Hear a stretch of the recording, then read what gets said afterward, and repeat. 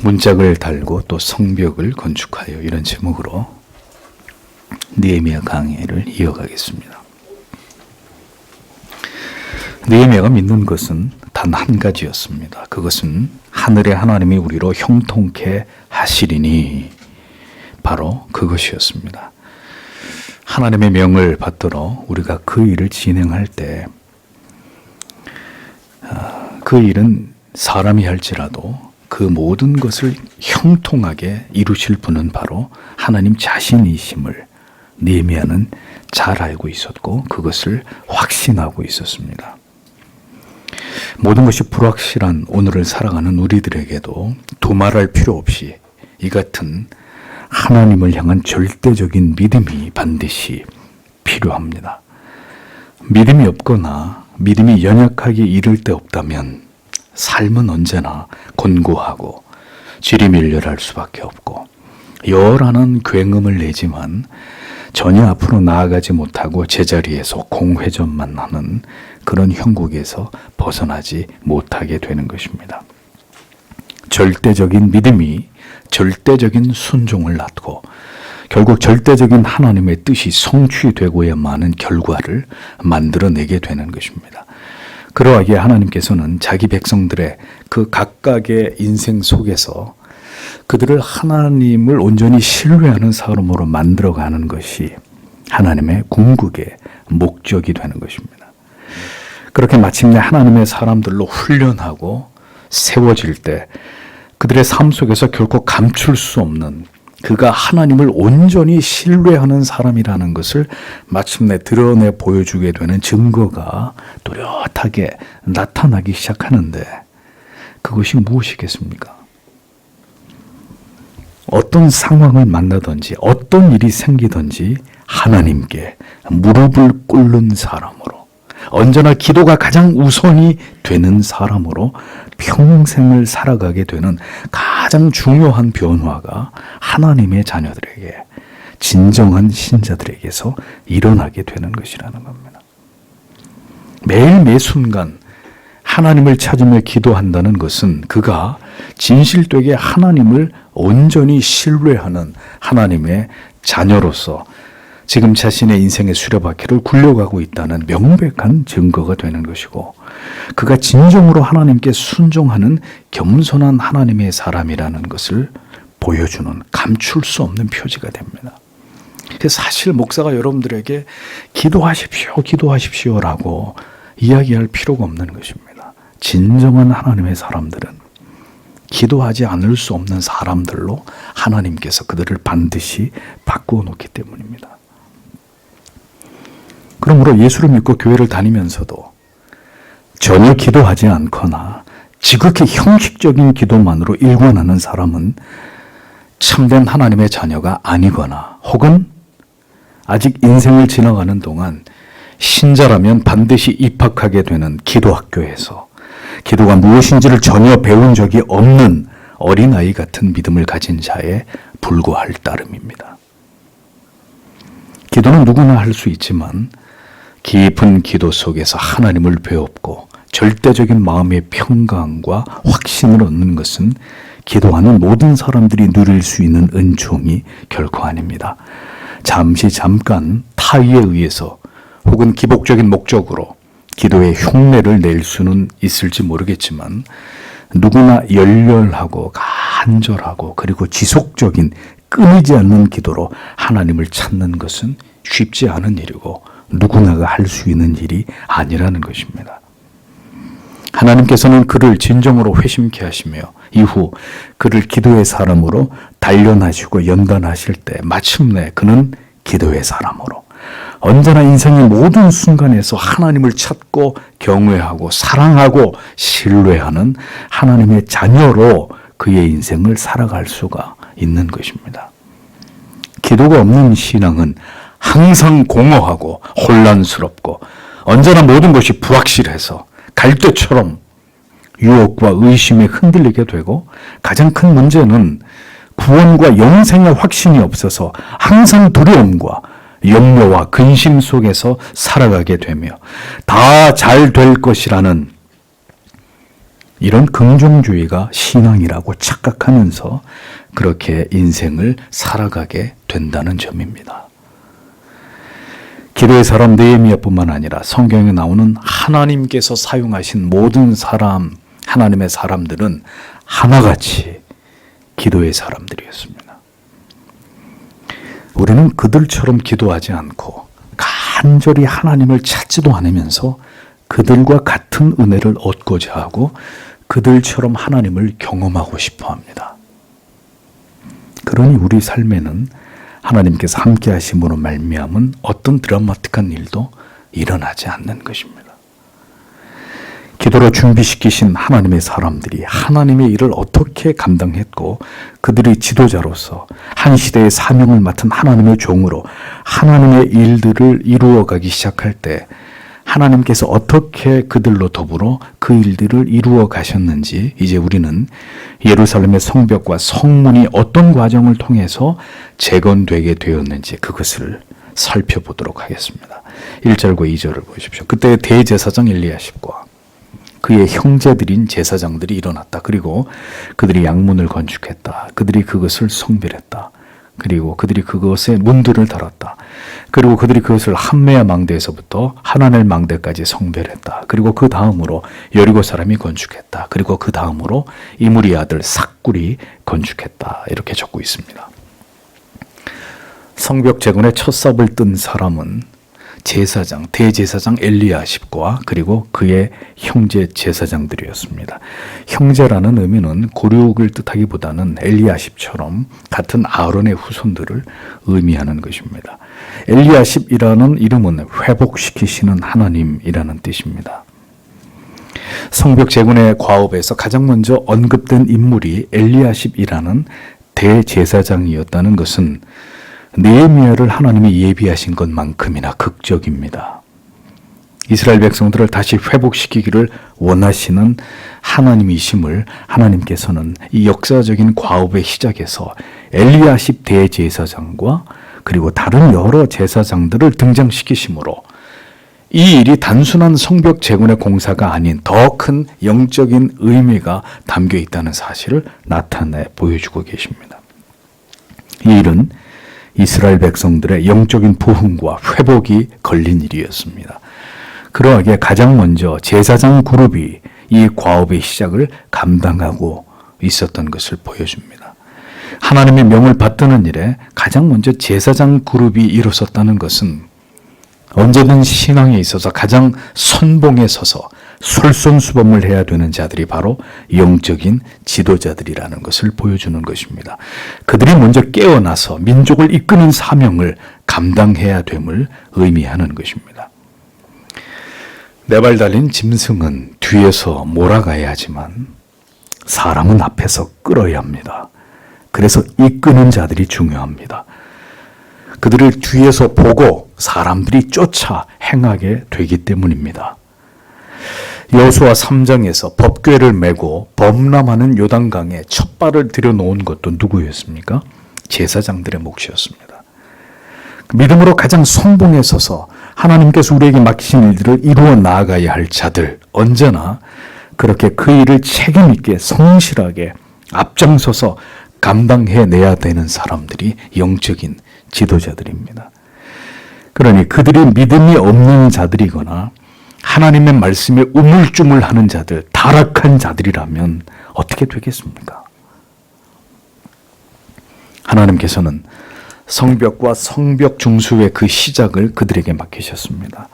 그러니까 영적인 지도자들이 변화되어야 하고 그들이 일어나지 않으면 안 된다는 것이죠. 이 땅의 모든 목회자들을 위해서 그러므로 성도 여러분 기도해 주셔야 합니다. 영적인 부흥과 재건에 선봉에 서는 자들이 될 수 있도록 여러분들이 이 땅의 모든 목회자들을 위해서 기도하셔야 될 책임이 있습니다. 제사장들은 양문을 맡아서 중수했습니다. 양문은 예루살렘 성벽의 북동쪽 모퉁이에 위치해 있으며 북쪽의 성전과 가장 가까운 거리에 가까운 곳에 존재해 있었습니다. 그 문으로 하나님께 제물로 바쳐질 양들이 들어와서 이 문 바로 옆에 베데스다 못에서 정갈하게 씻겨진 이후에 성전으로 옮겨졌습니다. 그래서 이 문을 양문이라고 불렀던 것입니다. 양들이 이 문을 지나서 깨끗이 씻겨져서 성전에 들어가 제물로 바쳐지는 것입니다. 그리스도를 통하지 않고는 누구도 하나님께서 기뻐하시는 자녀가 될 수 없습니다. 그러하기에 그리스도는 양의 문이 되시는 우리의 구주이십니다.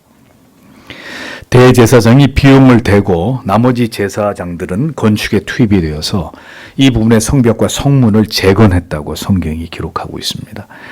그리고 난 이후에 성경에는 함메야 망대에서 하나넬 망대까지 성별했다 이렇게 적고 있습니다.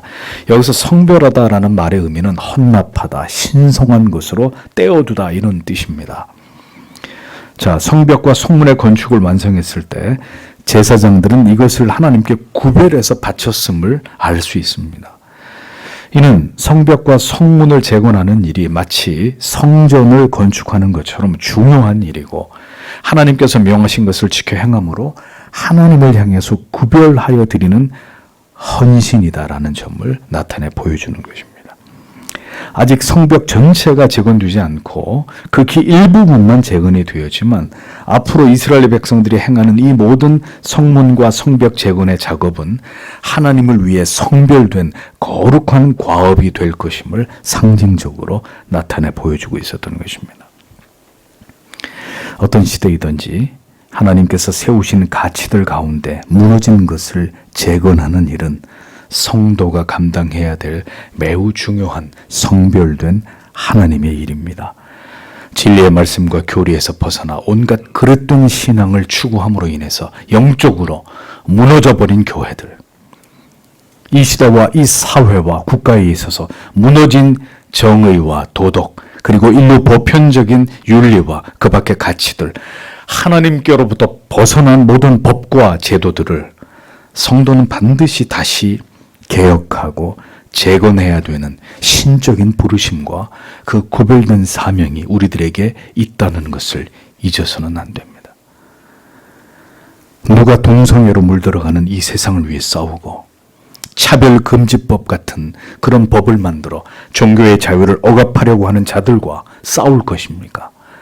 종교다원주의라는 우상과 누가 맞설 것이고 우리의 자녀들과 영혼과 그들의 정신을 병들게 하는 이 세속의 모든 타락한 문화와 인본주의적인 교육에 대해서 항거하여 일어나고 그것을 개혁하는 일을, 그 무너진 것을 중수하는 일을 사명으로 여기면서 이 일을 누가 감당해야 되겠습니까?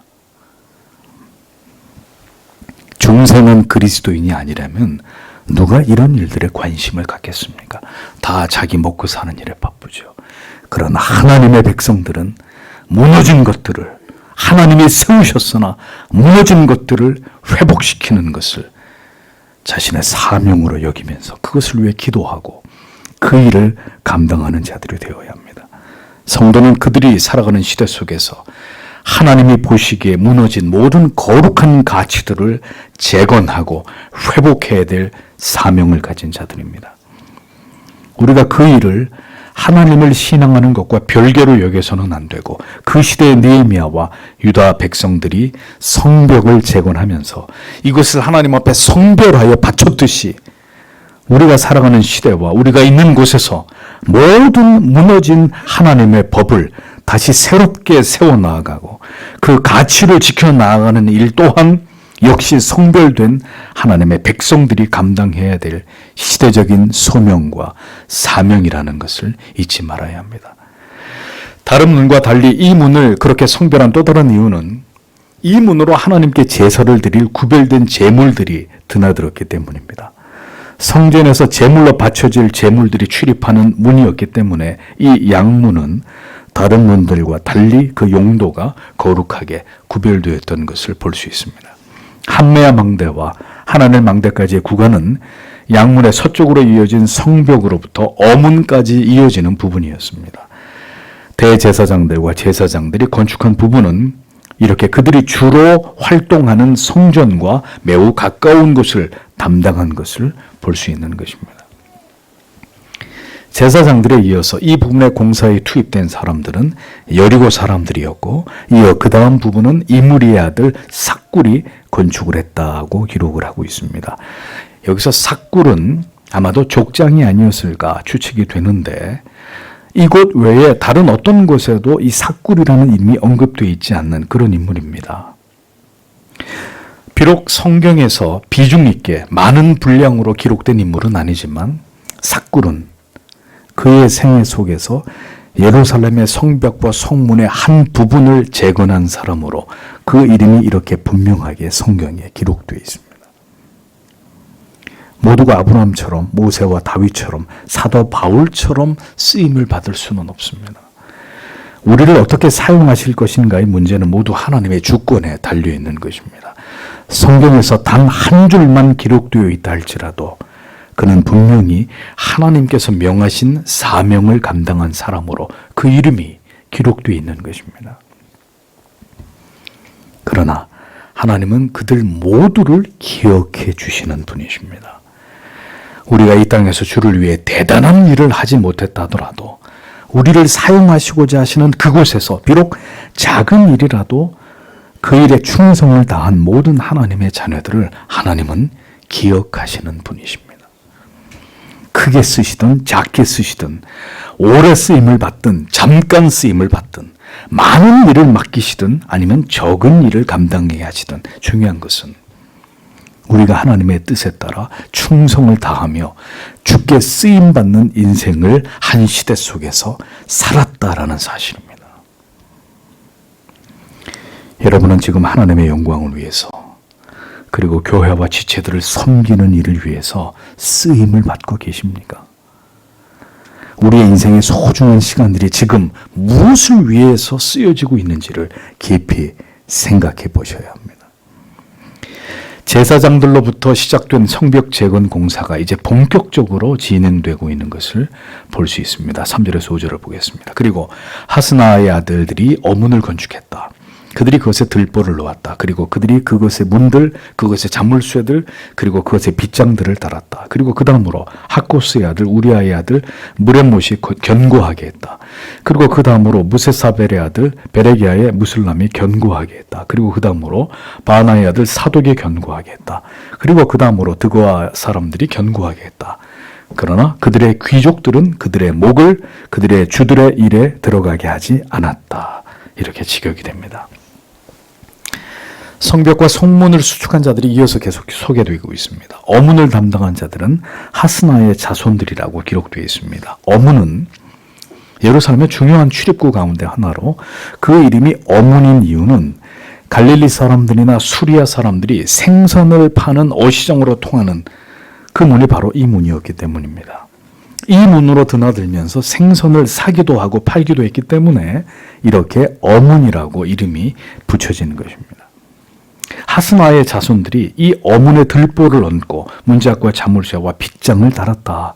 이렇게 기록을 하고 있습니다. 성문을 수축하고 그 문을 완성하는 데 필요한 모든 것을 이들이 이렇게 완벽하고 꼼꼼하게 모두 다 만들고 설치를 했다고 성경은 기록을 합니다. 굳이 성경이 이 뒤에도 계속 반복적으로 다른 곳에서도 이와 같이 말씀하고 있는 것은 이 어문을 비롯해서 이 일에 참여한 자들이 이 일들을 빠짐없이 하나하나 정성을 들여서 최선을 다해서 만들었다. 그 일을 수행했다 하는 점을 밝히기 위함입니다. 문짝, 자물쇠, 빗장까지 들보를 얹고 이 모든 일들을 빠짐없이 완벽하게 수행을 했다는 거죠. 우리는 종종 항상 무엇인가를 빠뜨리고 실수를 하는 경우들을 봅니다. 주의 일을 빈틈없이 완벽하게 열정을 다해서 할 수 있는 믿음과 능력이 우리에게 필요한 것입니다. 근데 그것은 그냥 되는 것이 아니라 언제나 기도로 하나님께서 우리를 도우시기를 간구할 때 가능한 일입니다. 인간은 언제나 실수하고 부족한 존재예요. 그런 자들이 하나님께 도우실 때, 하나님께서 그들을 도우실 때 능히 그 모든 일들을 온전하게 감당할 수 있는 것입니다. 그 사람으로는 온전하게 빠뜨리지 않고 완벽하게 쉬운 일이 아니에요. 하나님이 도우실 때 그 일이 가능한 것이죠. 어문 주변의 성벽을 이어 중수한 자들의 명단은 하코스의 손자 우리아의 아들 무레못이라고 이어서 기록이 되어 있습니다. 무레못은 11절에 나오는 말기야와 함께 성전을 재건한 에스라의 사역뿐만 아니라 성문과 성벽을 재건하는 느헤미야의 사역에까지 모두 다 관계했던 그런 자로 에스라가 바벨론에서 귀환하면서 가져온 물품을 인수했던 제사장의 이름입니다. 에스라 때에도 느헤미야 때에도 그는 이 중요한 과업에 빠지지 않고 자기가 해야 될 그 일에 대해서 충성을 다하고 있었던 그런 인물이었습니다. 에스라 때 성전을 재건하는 일에 애를 썼으면 이번에는 좀 빠지고 그 일에 하지 않았던 사람들이 성문과 성벽을 재건하면 되었을 터인데 이 두 가지 일에 다 관여를 했다는 거예요. 무레못이. 언제나 하나님께서 명하신 일에 빠지지 않고 참여하는 자들이 되셔야 합니다. 그런 자들이 충성된 일꾼입니다. 중수하다라는 말은 깨지고 상한 것을 수리하다, 재건하다라는 의미로 그들이 파괴된 성벽과 성문을 세우기 위해서 복구 작업을 했다는 뜻입니다. 무레못과 그에 속한 자들이 함께 성벽과 망대를 중수했다고 적고 있습니다. 자, 이들은 성문은 맡지 않고 성벽과 망대만을 담당했습니다. 자, 그러니까 성문을 전담한 자와 성벽과 망대를 전담해서 중수를 한 사람이 각각 나뉘어져 있는 것을 볼 수 있습니다. 이것은 그들이 성벽과 성문을 중수할 때 분업화해서 이 일을 추진했다는 것을 보여주는 것입니다. 그렇게 효율적으로 일을 분담해서 진행했던 것을 볼 수 있고 각각의 성문과 성벽을 누가 중수했는지를 소상히 기록해서 그 작업에 대해서 맡은 자들이 책임을 지고 그 구간의 공사를 완료하도록 한 것을 볼 수 있습니다. 실명제를 도입해서 책임 있게 그 작업을 진행해 나아가도록 한 것을 볼 수 있는 것이죠. 다음은 무세사벨의 손자 베레가의 아들 무술람이 중수에 참여했다고 기록하고 있습니다. 무술람은 자기의 딸을 도비아에게 며느리로 주었던 이 사마리아 사람들과 매우 밀착된 관계를 가지고 있었던 사람이었습니다. 근데 그가 이 성벽 재건에 참여한 이유가 궁금합니다. 1절에 사실 엘리야십 대제사장도 처음에는 이렇게 성벽 재건에 열정적으로 참여했지만 후에 그의 손자가 호론 사람 산발랏의 딸과 결혼을 하게 되고 이방인인 암몬 사람 도비아에게 성전의 방을 내어줄 만큼 산발랏 일당과 내통해서 깊은 관계를 맺게 됩니다. 누가? 대제사장이. 성벽과 성문을 재건하는 일에 처음에는 느헤미야를 도와서 이 일에 헌신적으로 참여를 했다가 가룟 유다처럼 후에는 느헤미야를 배신하고 사악한 자들에게 매수를 당하게 되는 자들이 발생하게 되었다라는 것은 참으로 개탄하지 않을 수 없는 일입니다. 그런데 그렇게 배신을 한 자들의 신분이 다른 사람이 아니라 제사장들이었다. 더욱 기가 막힌 일입니다. 처음에는 선한 일에 쓰임을 받고 모두 함께 그 일에 동참했더라도 끝에는 배신을 하고 돌아서는 사람들이 어디에나 존재한단 말입니다. 그렇게 결국 미끄러지는 사람들이 있다는 것은 결국 버림받은 자들로 그 정체가 드러나게 됨을 보면서 우리에게 깊은 경각심을 갖게 합니다. 그래서 성경에 선지자의 결말을 주의해서 보라고 말씀하신 이유가 여기에 있는 것입니다. 처음에는 그럴듯합니다. 처음에는 걷어붙이고 열심히 뭔가를 하는 듯한데 나중에는 세상으로 가버리는 거예요. 하나님을 버리고 진리의 도를 버리고 사명의 자리를 이탈해서 세상으로 가버리는 것입니다. 악한 자들의 편에 서버리는 거죠. 무술람의 할아버지는 무세사벨인데 그 이름의 뜻은 하나님이 구원하신다라는 뜻입니다. 여러분, 이름이 거룩하다고 해서 그의 삶이 거룩할 수는 없는 것입니다. 그들은 모두 결국 하나님이 주신 사명의 자리에서 벗어나 하나님을 배반하는 악을 저지르게 됩니다. 시작과 끝이 모두 하나님 안에 있어야 합니다. 그렇지 않으면 그는 버리운 자가 되는 것입니다. 마지막 때 이렇게 신앙을 이탈하게 될 자들이 생겨나게 될 것입니다. 이어 바하나의 아들 사독도 이 구간의 성벽 재건 작업에 참여했다고 기록하고 있습니다. 사독은 에스라가 제안한 언약의 문서에 참여한 자로 기록되어 있습니다. 그러니까 사독도 마찬가지로 에스라 때에도 선한 일에 동참한 그런 자였다는 거죠. 그가 느헤미야 때에도 역시 하나님이 기뻐하시는 일에 참여하고 있음을 보여줍니다. 이런 성도님들이 되십시오. 언제나 하나님이 기뻐하시는 일에 빠지지 않고 이 일도 하고 저 일도 묵묵히 감당해내는, 이름도 없이 빛도 없이 그렇게 언제든 하나님이 나에게 맡기신 일이라면 그 모든 자리에서 그 일을 성실하게 감당해내는 사람들, 하나님의 나라에는 이런 자들이 진정한 보배입니다. 어문의 주변의 성벽과 망대를 재건하는 일에 마지막으로 드그와 사람들이 참여했다고 기록되어 있는데, 그런데 이 드그와라는 지역은 예루살렘의 동남쪽에 불모지에 자리 잡고 있는 작은 성읍입니다. 이곳은 성벽 재건을 회방하는 아라비아 사람 게셈이 사는 곳과 매우 인접해 있었어요. 그러니까 언제든 공격을 받기에 아주 쉬운 곳에 그들의 성읍이 위치해 있었다는 것입니다. 그러한 이유로 그들의 성벽 공사에 사실 참여하는 것은 간단한 문제가 아니었을 것입니다. 가까이 이것을 방해하고 회방하는 자들이 있어서 언제나 그들에게 공격을 받거나 보복을 당할 수 있는 이런 위험에 노출되어 있었던 그런 자들이요. 그런 자들이었다는 거죠. 그런데도 불구하고 이것을 아랑곳하지 않고 드그와 사람들 가운데 평민들이 이 성벽 공사에 기꺼이 참여했다는 거예요. 이런 위험 부담을 안고 성벽 재건에 참여했다는 것입니다. 하나님의 일은 하나님을 신앙하면서 그 도에 순종하는 삶은 성도 여러분, 언제나 어려움을 안고 감당해야 되는 일입니다. 모든 것이 안전하고 안정적일 때 섬기는 것은 누구나 할 수 있는 일이고요. 그런 것이 아니라 항상 어려움이 있고 불안함이 있을지라도 불이익을 당할 수 있음을 감안하면서도 우리에게 맡기신 그 일을 능히 믿음으로 감당하는 것을 하나님께서 우리에게 원하신다는 거죠. 그러한 상황에서 성벽을 재건하는 일은 결코 믿음이 없으면 감당할 수 없는 일이었고, 하나님께서는 그런 신앙의 모습을 때때로 우리에게 요구하신다는 것입니다. 여러분들에게 말씀드립니다. 믿음이 없으면 두려움이 여러분을 막아 세울 날이 올 것입니다.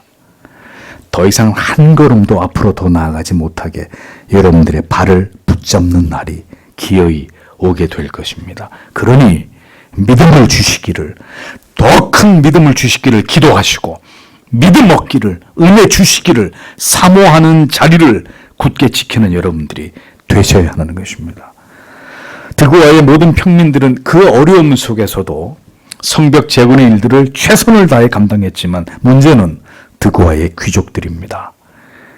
그들은 하나님이 명하신 이 과업에 참여하지 않았다고 성경이 기록하고 있습니다. 그 귀족들은 그 주의 역사에 담붙지 아니하였으며, 이 말의 의미는 직역을 하면, 그러나 그들의 귀족들은 그들의 목을 그들의 주의 일에 들어가게 하지 않았다라는 뜻입니다. 멍에를 매기를 싫어하는 뒤로 뒷걸음지시는 이 황소의 모습에 빗대어서 이렇게 느헤미야가 기록을 한 거예요. 그들은 귀족들이었습니다. 그렇다면 하나님의 이 위대한 역사에 솔선수범을 해야 되는 자들이었습니다. 그러나 그들은 성벽 재건의 과업에 전혀 동참하지 않았습니다. 그 이유는 그들이 게셈의 보복을 두려워했을 수도 있고, 아니면 이미 게셈의 사람들에게 매수되었기 때문일 수도 있을 것입니다.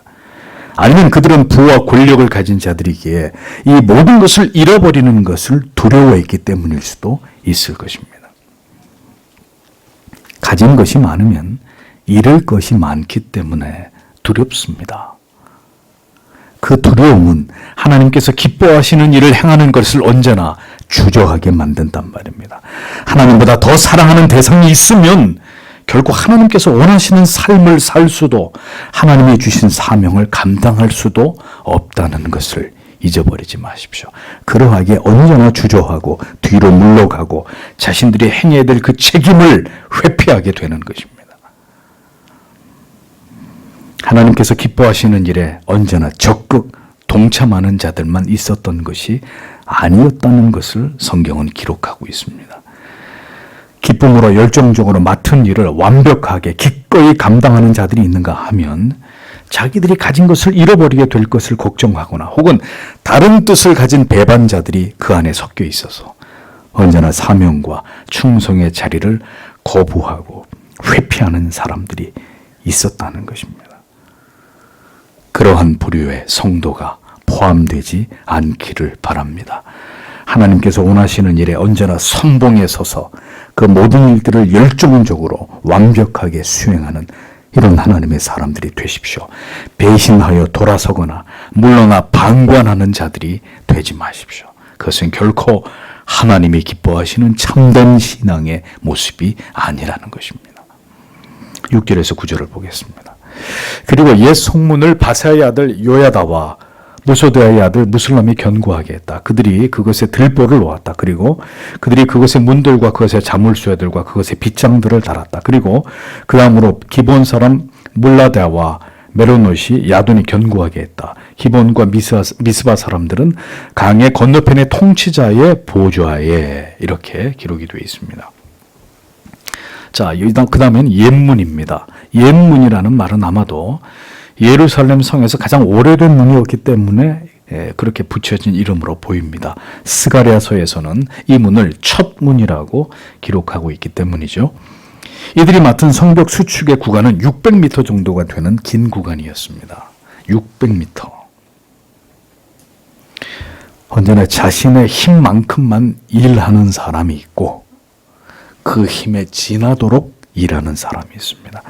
그게 믿음의 분량이겠죠. 600m는 결국 짧은 거리가 아닙니다. 뒤에서 한 번 더 이런 부분이 언급이 되지만 그러니까 그들은 힘에 넘치도록 다른 사람들에 비해서 훨씬 많은 일을 감당했다는 뜻입니다. 힘에 넘치도록 일하는 사람들, 우리는 그들을 충성된 일꾼들이라고 부릅니다. 여러분은 때때로 힘에 넘치도록 주님을 섬기고 계십니까? 생각해 보셔야 합니다. 자기를 위해서 돈을 쓰는 것, 자기를 위해서 또 돈을 위해서는 힘에 부치도록 일을 하면서 하나님 나라를 위해서는 그와 반대가 되는 분들이 있죠. 돈을 위해서는, 자기를 위해서는 밤새도록 놀고 돈 버는 일엔 눈이 빨개지도록 그렇게 일을 하는데 하나님의 나라를 위해서는 그와 반대가 되는 분들. 여야다와 무슬람도 성문을 견고하게 만들었습니다. 들보와 문짝, 자물쇠와 빗장까지 모든 요소들을 완벽하게 중수했습니다. 다음은 물레다와 야돈 그리고 강서편 총독이 유다를 방문할 때마다 자주 머물렀던 지역인 기브온의 사람들과 미스바 사람들이 함께 성벽을 재건했다고 기록되어 있습니다. 자, 이것은 거주지가 가까운 사람들끼리 힘을 합해서 성벽을 재건했다라는 것을 보여주는 것입니다. 성문이나 성벽과 비교적 가까운 지역의 사람들이나 혹은 거주하는 지역에 가까운 사람들끼리 협력을 해서 성문과 성벽을 재건하게 하므로 일의 효율을 극대화하고 상호 협력이 용이하게 해서 최대한 단시간에 뛰어난 능력을 끌어올리도록 한 것은 참으로 지혜로운 느헤미야의 계획이 아닐 수 없었던 것입니다. 8절에서 9절을 보겠습니다. 그 다음으로 정제하는 하레야의 아들 우시엘이 견고하게 했다. 그리고 그 다음으로 향료 제조자의 아들 하나냐가 견고하게 했다. 그리고 그들이 예루살렘 넓은 성벽까지 수리했다. 그리고 그 다음으로 예루살렘 주변의 절반의 지도자 후르의 아들 르바야가 견고하게 했다라고 적고 있습니다. 금장색은 금을 녹이고 정련해서 세공하는 직업을 가리킵니다. 다른 사본에는 이게 복수 형태로 되어 있어서 다수의 금장색이 성벽 재건에 참여한 것으로 보입니다. 향품 장사도 하나냐뿐만 아니라 다수의 향품 장사들이 성벽 재건에 참여했는데, 그러니까 우시엘이나 하나냐는 그 직업을 가진 자들의 대표자들로 볼 수 있는 것입니다. 자, 이들은 당대 최고의 기술자들이고 무역업을 하는 자들로 경제적으로 매우 부유한 자들이었습니다. 저희가 예루살렘 넓은 성벽까지 하였고라고 기록되어 있는데, 넓은 성벽, 영어로는 길고 넓은 벽으로 이렇게 번역이 되어 있어요.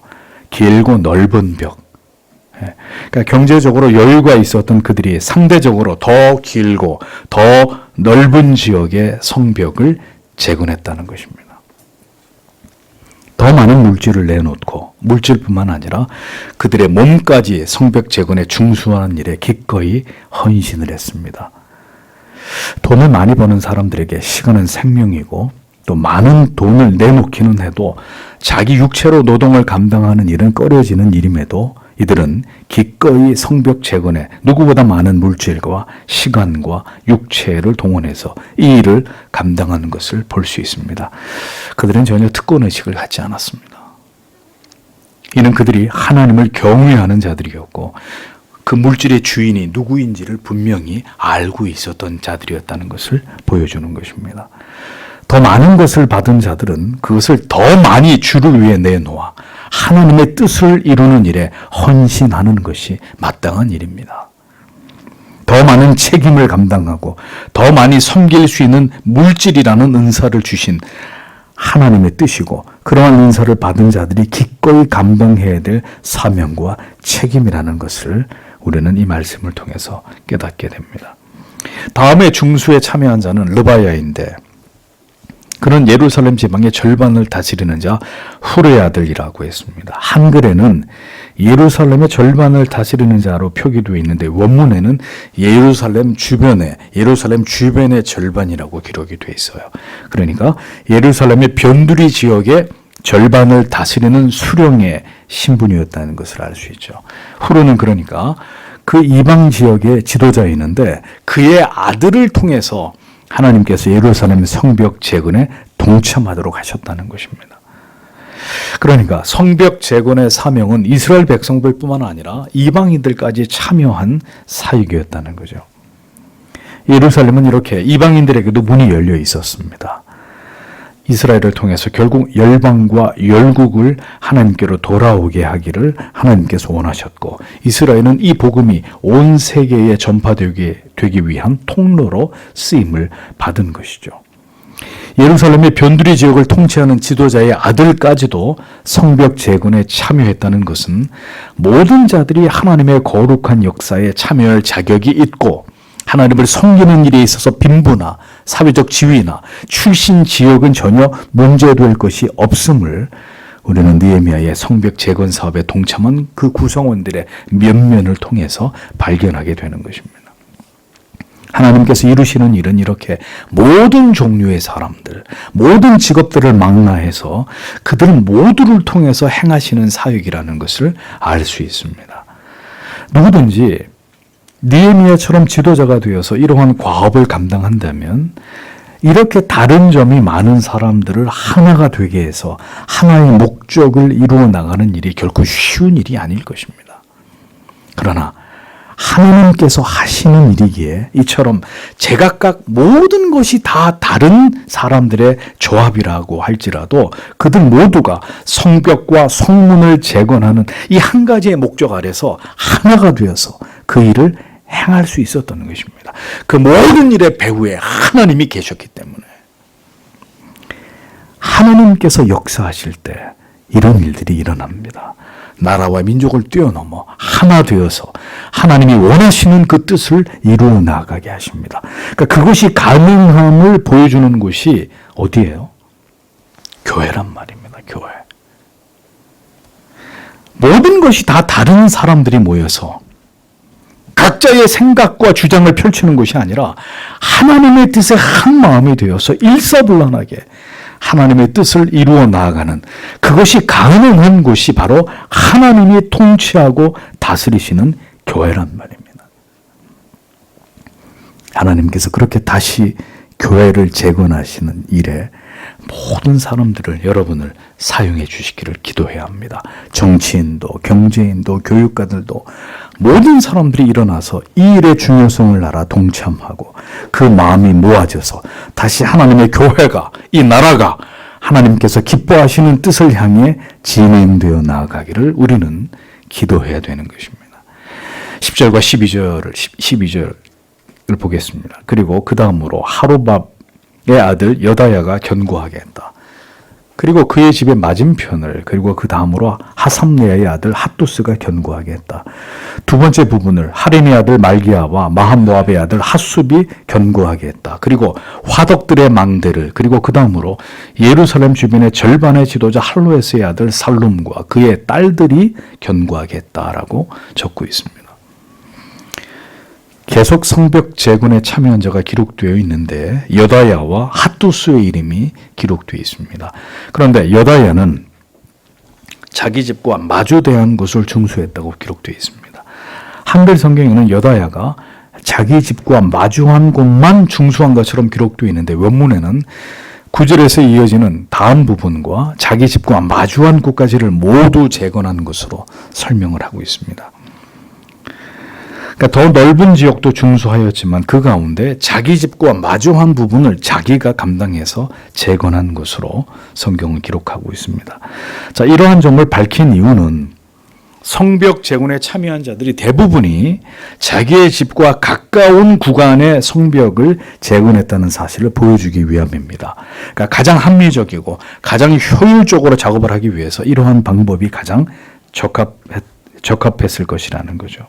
자기 집과 가까운 구간이면 더 최선을 다해서 성벽을 지을 것이고, 왜냐하면 자기가 살고 있는 집 바로 앞에 성벽이니까 더 열심히 잘 만들지 않겠습니까? 또 성벽을 중수하는데 필요한 모든 물자를 공급하는 것도 한결 수월했겠죠.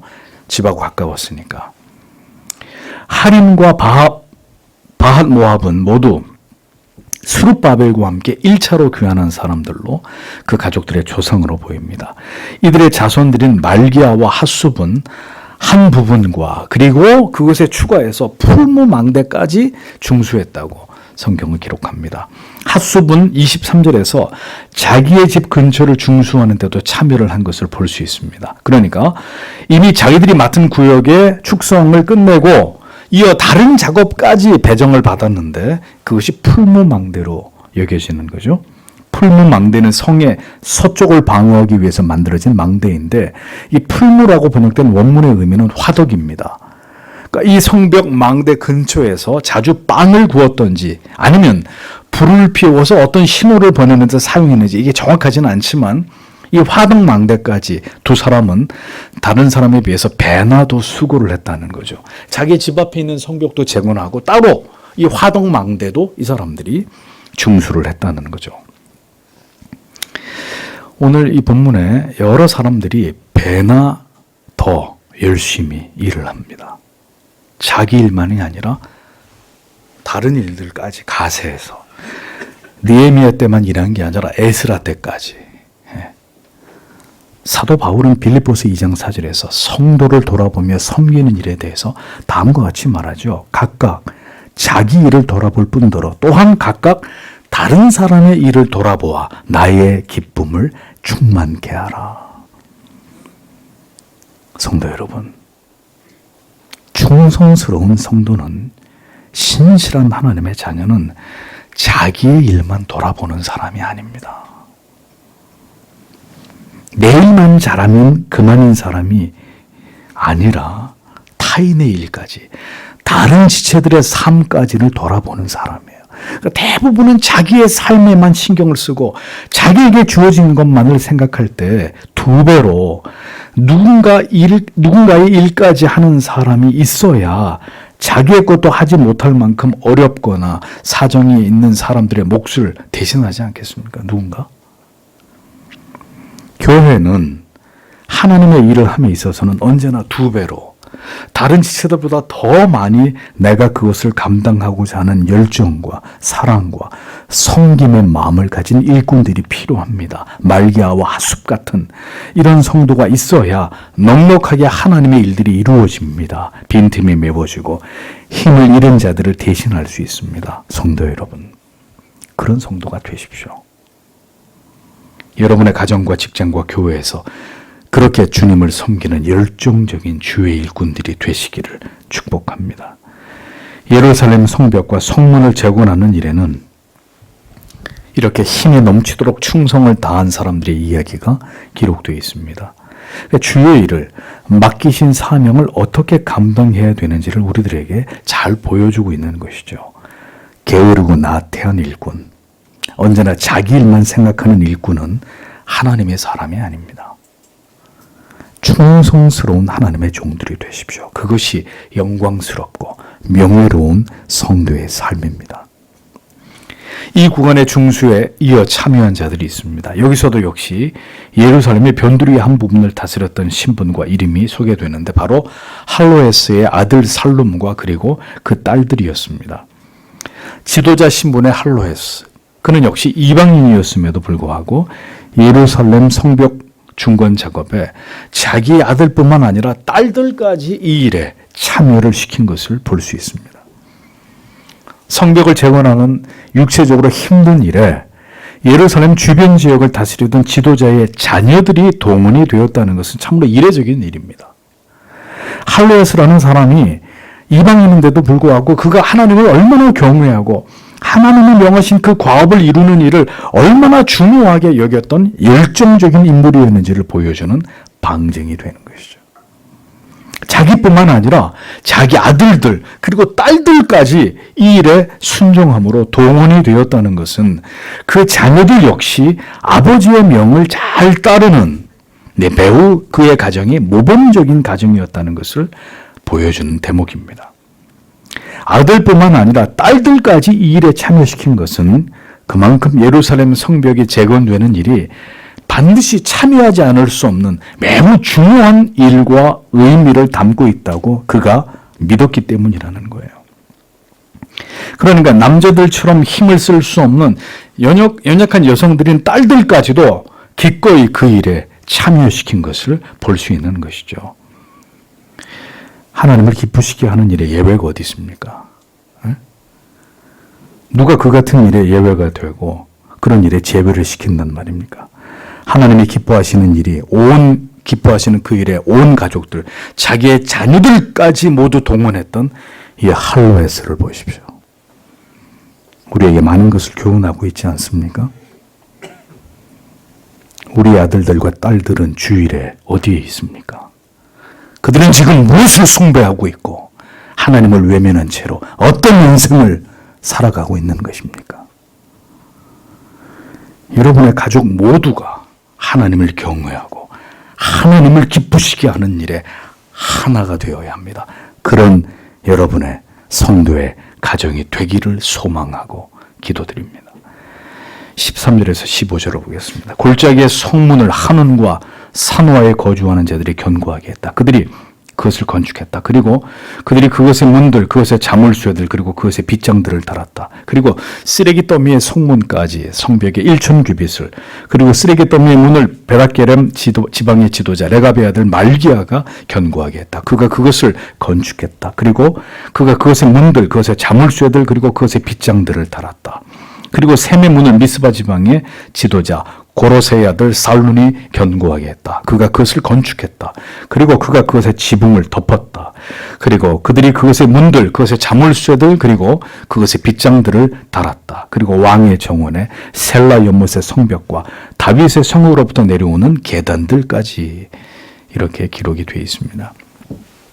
세 개의 성문을 중수한 사람들이 기록되어 있습니다. 먼저는 골짜기 문인데 한원과 산호에 거주하는 자들이 담당했습니다. 특이할 만한 점은 그들이 중수한 구간을 구체적으로 성경에 1000규빗이라고 기록하고 있다는 점입니다. 1000규빗은 미터로 환산하면 450m의 긴 길이입니다. 자, 저 위에 옛문을 중수한 요야다와 무슬람처럼 이들도 매우 긴 거리의 성벽을 중수했습니다. 북쪽 성벽에 약 200m 정도 되는 그 구간을 네 그룹이 힘을 합쳐서 감당했던 것과 비교해 보면 산호와 성읍의 사람들은 매우 긴 구간의 중수를 담당하는 것을 알 수 있는 거죠. 산호아는 유다 지파에 속한 성읍으로 예루살렘의 남서쪽 22km의 지점에 위치한 매우 작은 성읍이었습니다. 그러니까 성읍이 작다는 건 뭘 뜻하는 겁니까? 거주민이 많지 않다는 의미죠. 그런데 작은 성읍의 작은 인원이 다른 그룹의 사람들이 감당한 부분의 2배가 넘는 구간의 중수를 담당했다는 이야기입니다.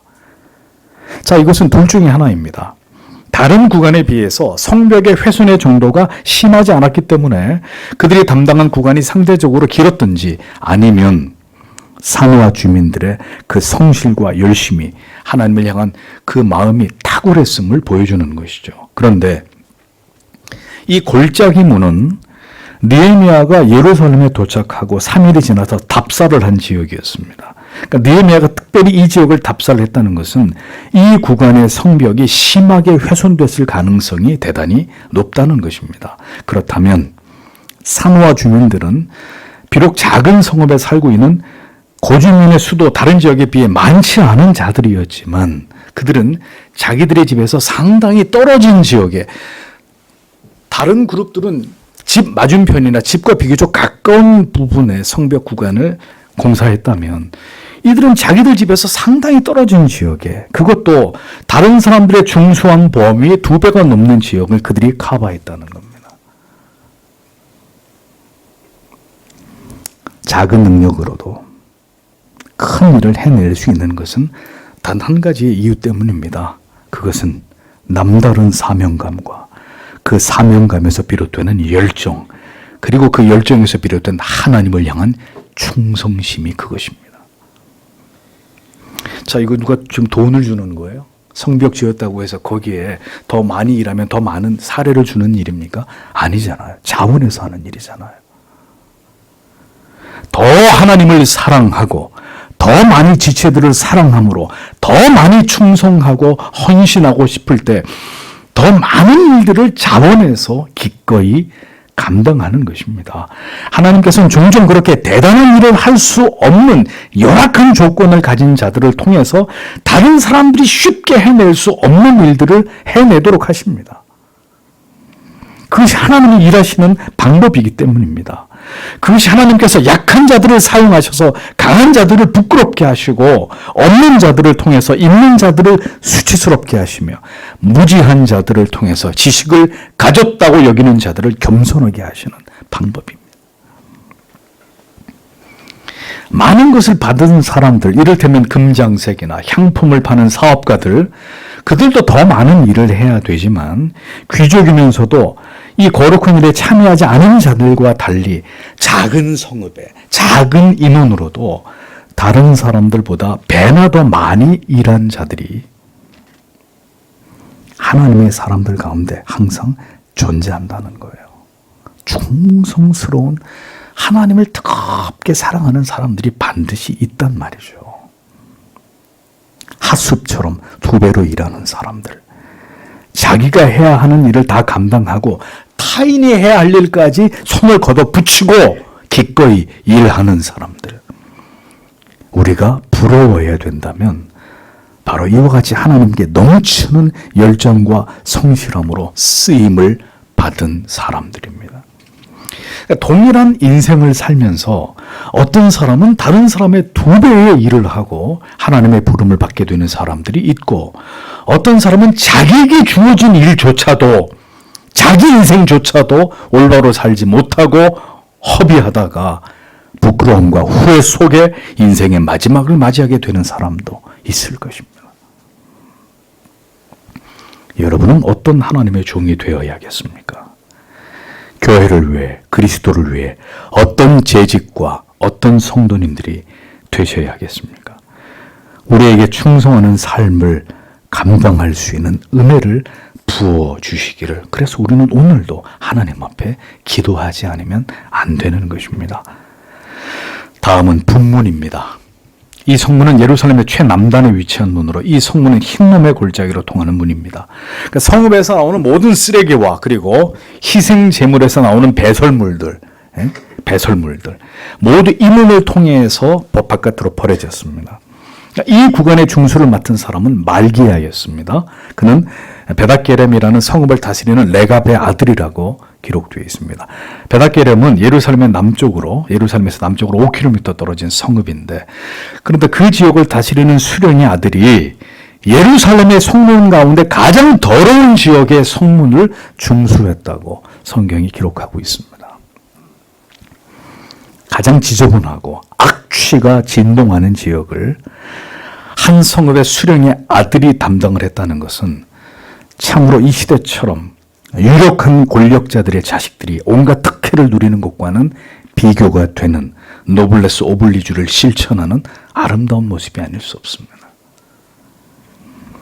레갑도 그의 아들 말기야도 참으로 진정한 하나님의 자녀이고 하나님을 경외하는 자들이었을 것으로 여겨지는 부분입니다.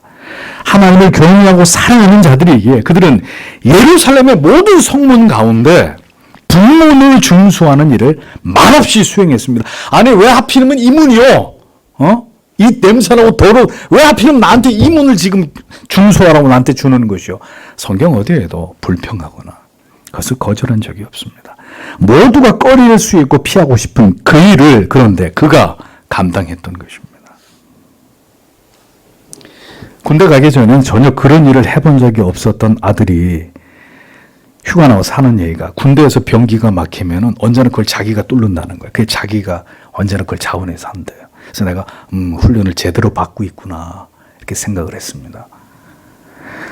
누구도 쉽게 하기를 원치 않는 일을 하는 사람은 그만큼 하나님을 경외하고 사랑하기 때문입니다. 자기의 조국을, 자기의 민족을 사랑하는 마음이 남다를 때 아무도 하기를 원치 않은 그 일을 그가 자원하게 되는 거예요. 그는 그 분문을 훌륭하게 재건합니다.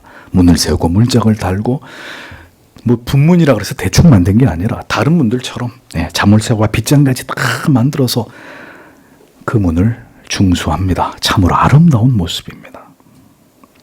언제나 더 사랑하는 사람이 가장 어려운 일을, 가장 힘든 일을 하는 거예요. 자녀들이 집을 깨끗하게 청소하는 일은 아주 드문 일입니다. 그런 일이 전혀 없진 않은데 1년에 한두 번 있을까 말까 한 일이에요. 자기들의 방도 치우지 않는 경우가 허다합니다. 그럼 집안 곳곳은 누가 치우죠? 언제나 아버지와 어머니들이 하는 경우가 대부분입니다. 왜? 자식이 힘든 일 하는 것을 원치 않으니까. 그러니까 자식이 부모를 사랑하는 마음은 부모가 자식을 사랑하는 마음을 절대로 능가할 수 없는 법입니다. 셈문은 살론이 담당했는데 그 또한 미스바 지방을 다스리는 레갑이라는 사람의 아들입니다. 셈문은 북문 흰놈 골짜기와 기드론 골짜기가 만나는 지점에 위치해 있었습니다. 이곳은 다윗의 옛 성인 실로암 연못 근처에 있었고 이 지역은 전략적으로 매우 중요한 위치였습니다. 왜냐하면 물이 있는 곳이잖아요. 그러니까 셀라못은 실로암 못과 동일한 못인데 이 못은 지형적으로 예루살렘 성벽 밖에 위치해 있었습니다. 그러니까 성 안의 샘물은 매우 중요한 자원이기 때문에 이 셀라못을 성벽 안에 포함시키기 위해서 이 못을 이렇게 둘러서 성벽 밖에 있는데 성벽이 그것을 둘러서 이 성벽을 쌓은 것이죠.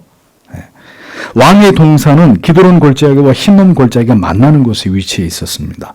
셀라못은 기온에서 발원한 물을 이 관계수로를 통해서 흘러가게 한 곳에 거기에 만들어진 못인데 이 물이 흘러서 왕의 동산 쪽에 이르게 되는 이런 구조였습니다. 그러니까 바로 이 못을 방어하는 성벽을 다윗성의 계단까지 중수했던 것으로 보입니다. 그런데 북문을 중수한 말기야도 그렇고 샘문을 중수한 살룬도 그렇고 모두 다른 지역의 사람들의 도움을 받지 않고 이것을 단독으로 감당했다라는 거죠. 그리고 그들은 모두 한 지방을 다스리는 지도자들의 아들들이었다라는 공통점이 있습니다. 성벽을 재건하고 국가를 재건하고 주의 몸이신 교회를 개혁하는 이런 영적으로 매우 중요한 일에는 언제나 그 일에 솔선수범하는 지도층의 역할이 무엇보다 중요하다는 것을 우리는 성경을 통해 깨닫게 됩니다. 얼마나 많은 지도자들이 그들의 자식들 때문에 신망과 존경을 잃어버리고 자기들에게 주어진 역사적 과업을 이루는 일을 실패하게 되는지를 우리는 세상을 통해서 잘 보지 않습니까? 그런 일들은 이 사회에서 그리고 교계에서도 끊임없이 일어나는 일들입니다. 아들 목사한테 교회 세습하고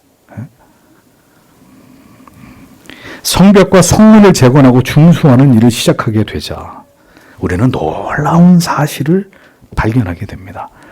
하나님께서 잘 준비시키신 느헤미야만큼이나 이 일을 위해서 충성스러운 일꾼들이 예루살렘과 그 주변에 다수 이미 잘 준비되어 있었다는 사실을 발견하게 됩니다. 누가 하신 일입니까? 이 모든 것은 하나님께서 하나님의 뜻을 이루시기 위해서 이미 자기의 사람들을, 그들의 마음을 그렇게 오래전부터 준비시키신 것이라는 것을 알 수 있는 것입니다.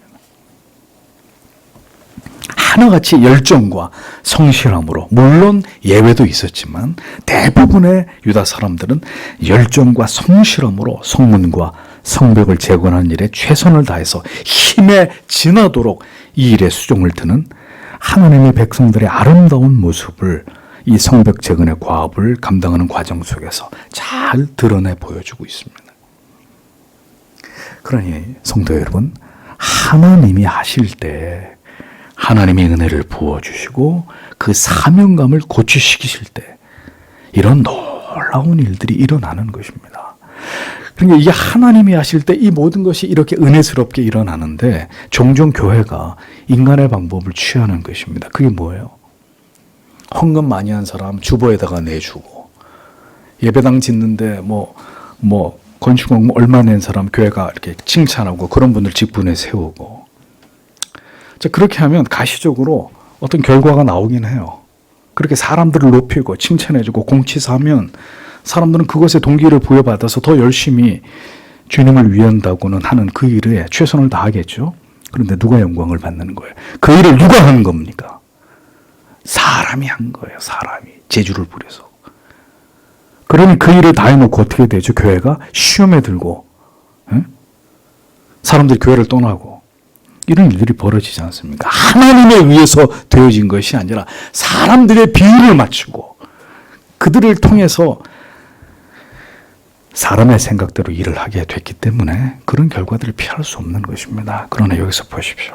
하나님이 자기 백성들에게 은혜를 주시고 그 일을 감당할 사명감과 능력을 주실 때 놀라운 일들을 해내지 않습니까?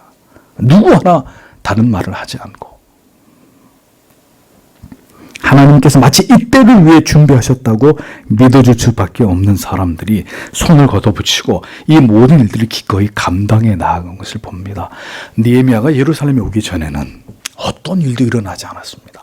그런 자들이 숨어 있었을 것이라고 상상도 할 수 없었습니다.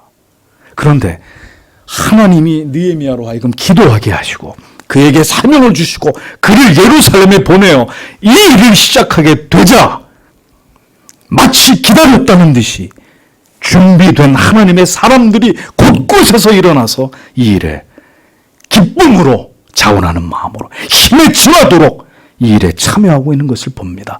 이것이 하나님이 모든 어두운 시대 속에서 자기의 뜻을 이루시는 방식이라는 것입니다. 무너지는 것은 어리석은 인간들이 죄악으로 인함이라면 그 폐허와 죄됨 속에서 다시 그 모든 것을 일으켜 세우시는 것은 위대하신 전능하신 하나님께서 친히 준비해 놓으신 하나님의 백성들, 그 숨어 있었던 그 일꾼들을 통해서 그 모든 일들을 이루신다는 것을 깨닫게 됩니다. 저는 그래서 지금도 때때로 절망이 몰려올 때가 있지만 이런 말씀을 통해서 분명히 하나님의 사람들이 어딘가에는 기도하면서 그 때를 기다리고 있을 것이다 라는 희망을 품습니다. 그들이 있을 것이다. 하나님이 그들을 부르실 때 달려나와 힘에 지나도록 그를 감당할 사람들이 분명히 어딘가에는 그 때를 기다리면서 준비하고 있을 것이다 라는 생각을 합니다. 지금 이 나라에 그와 같은 일꾼과 지도자가 필요하고 무너진 교회를 다시 회복하는 일에 이 같은 신실한 하나님의 백성들이 일어나야 합니다. 지금이 어떤 때입니까? 우린 이러한 시대에 지금 무엇을 하고 있습니까? 하나님이 이 평안의 시기를 거두신다면 곳곳에서 전쟁이 일어나고 또 수많은 사람들이 피를 흘리고 죽고 괴로움과 고통을 당하는 일들이 일어나지 않으리라고 누가 장담할 수 있습니까? 주님이 다시 올 때 세상에서 그런 일들이 분명히 일어난다고 말씀하셨는데 그 일이 내일 일어날지 1년 뒤에 일어날지 우리가 그것을 어떻게 합니까? 우리는 어떻게 이러한 시대 속에서 교회를 위해 충성하고 헌신하며 우리가 무엇을 해야 할지를 하나님께 묻는 자들이 되셔야 합니다. 이 때를 위해 준비된 거룩한 무리들이 되셔야 합니다.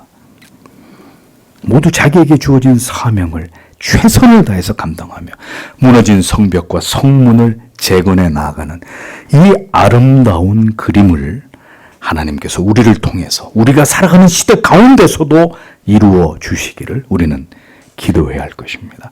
이 감격스러운 일에 우리와 우리의 자녀들이 하나님의 손에 의해 붙들리고 준비되어서 마지막 시대 속에 하나님의 영광을 위해 사용되어지기를 기도하는 우리들이 되어야 합니다.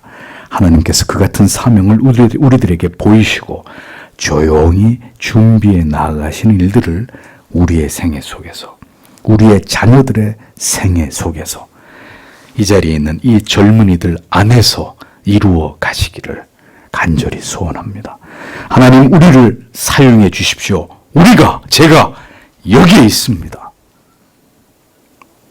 오늘도 간절히 우리에게 주시는 이 감동과 깨달음을 따라서 하나님 앞에 이와 같이 기도하는 우리가 되기를 소원합니다. 기도하겠습니다.